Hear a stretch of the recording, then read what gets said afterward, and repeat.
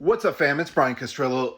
I just watched Pet Sematary Bloodlines on Paramount Plus, and I want to talk about it. Now, this, of course, is a prequel to the original story, which came out in 1989. Of course, they did do a sort of re-envisioning in 2019, but this is the backstory of a young Judd Grandel. Now, if you remember in the original, Judd Grandel had talked about Timothy Baterman and the story of how he was buried and how that came to be. And this is going into the backstory of that and kind of what happened.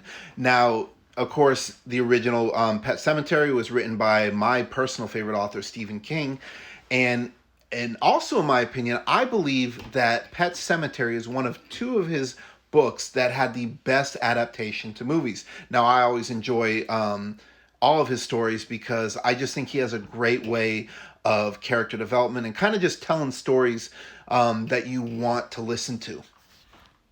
But back to Bloodlines. Now, Bloodlines, of course, like I said, is the backstory to a young Judd Grandel talking about what happened to Timothy Baterman.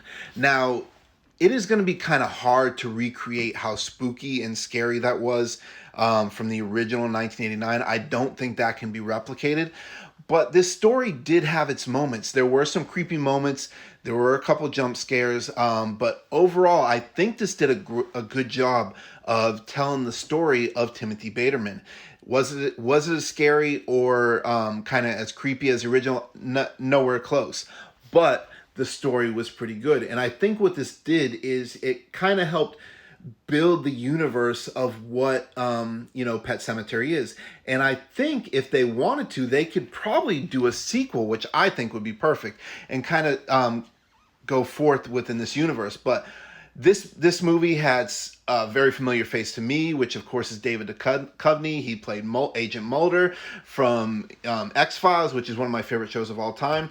In fact, how much I love Pet Sematary, I even named one of my cats after that. And his name, of course, is Church. Let me go show him to you.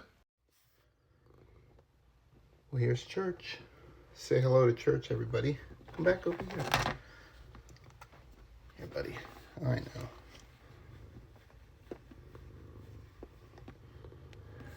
But yeah, I just want to talk about the Face of Horror competition to close this out.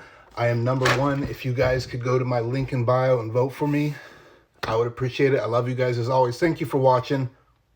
I'll see you on the next movie.